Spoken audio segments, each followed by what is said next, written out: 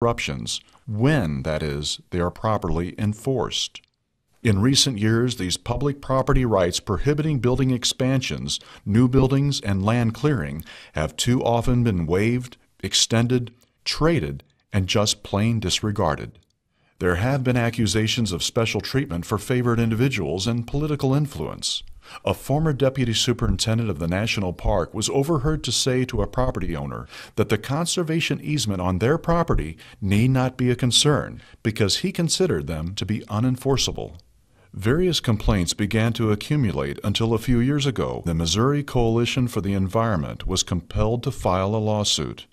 In working toward a settlement of that suit, the Department of Justice tacitly acknowledged that there had been insufficient defense of the public's interest by the Park Service, and inadequate observance of the National Environmental Policy Act.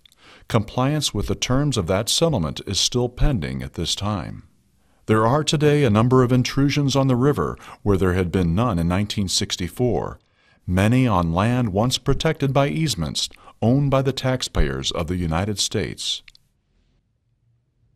Equestrian issues. Many of us love horses and mules, enjoy riding, and feel that equestrian recreation is a legitimate and integral part of the Ozark National Scenic Riverways. But there is a problem, a very big problem. It is all about the uncontrolled numbers and concentration of horses and equestrians using the riverways in constricted areas at one time. The riverways has become a commercial bonanza for trail ride operations located adjacent to the park, but using the rivers and public lands for business.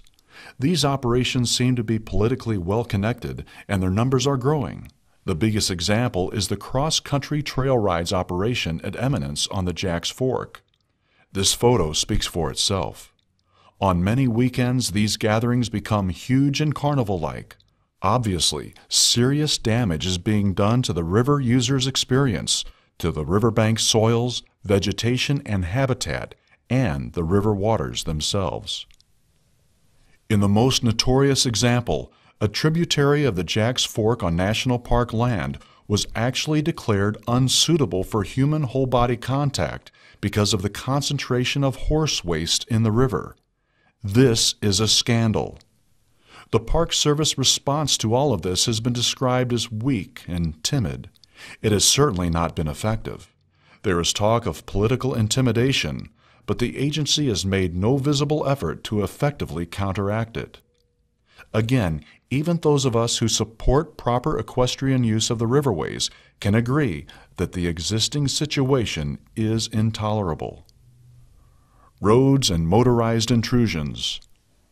Closely related to the failure to control old driveways and private lanes, and then to overdevelop the narrow river corridor with excess vehicle access points, has been the proliferation of yet more unauthorized travelways by vehicles of every description.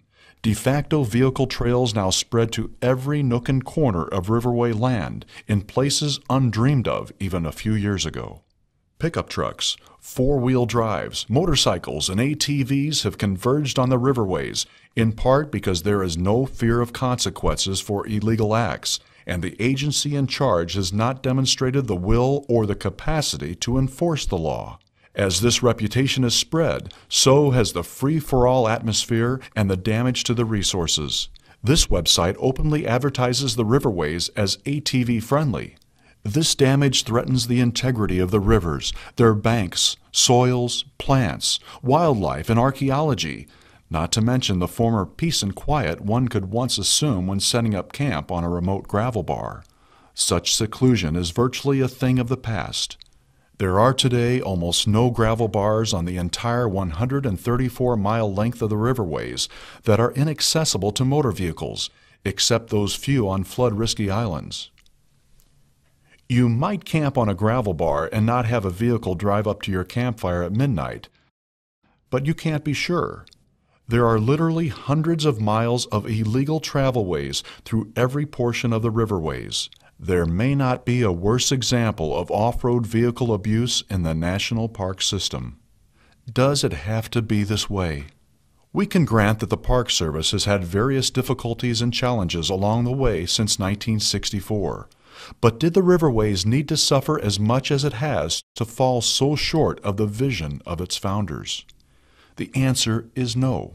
To those who point to the difficult conditions of the Missouri Ozarks, we point to the example just a few miles away set by the U.S. Forest Service on the 11-Point River. The conditions in Oregon County are not that different from Shannon, Carter, Texas, and Dent counties. Yet the 11-Point is today a much better managed river. In terms of those factors over which the agencies have some control, including horsepower limits, off-road vehicle abuse, and easement enforcement, the 11-Point offers a much more reliable quality experience than can be expected today on the Ozark National Scenic Riverways. For those who might claim that the Forest Service has some inherent advantage in such matters, we can also point to a Park Service managed river here in the Ozarks in our neighboring state of Arkansas, the Buffalo National River. The Buffalo, again with a similar political and cultural context, demonstrates much better agency stewardship in regard to roads, vehicles, horsepower restrictions, and easements. Both the 11-Point and the Buffalo have had their share of problems, and neither one is perfectly managed. But both are better managed than the Ozark National Scenic Riverways, and both demonstrate that good management can be achieved in the Ozarks, in Missouri, and by the Park Service. For many of us, despite all these problems, the Current and Jack's Fork remain our very best rivers. Don't they deserve our best care and stewardship? This record, which we have reviewed, makes it clear that the Ozark National Scenic Riverways has not fulfilled all the hopes of the conservationists who worked so hard to bring it about. Various circumstances help to explain this failure, but the resources of the Current River are the best of their kind in our state. We cannot take them lightly, and we must take corrective action. The Park Service must be brought to a much higher standard of stewardship. How can we go about this? First of all, we must recognize these problems and their seriousness. And we must work to share this information with other Missourians. We are certain that most Missourians, especially if they have heard that the raucous Party River excesses have been curbed, assume that things are more or less okay down in the Current. But it is equally certain that if Missourians learn about the actual conditions, they will not tolerate the abuse of these streams that is still taking place. We have a great challenge in throwing light on the problems, pulling back the branches at Riverside to expose the situation. But we must do this. We must engage the agency. As it happens, the Park Service is now engaged in a comprehensive planning process to develop a new general management plan. This is a major opportunity. We need to be involved in this process, very involved. The new general management plan must put the Park Service on the path of reform and our rivers on the road to recovery. If we are willing to accept these responsibilities, we can bring the Park Service back to its best traditions and standards, and more importantly, help bring the Current and Jack's Fork rivers back, worthy of their proper rank as the outstanding streams of the Ozarks and the nation. We can, in fact, save these rivers once again.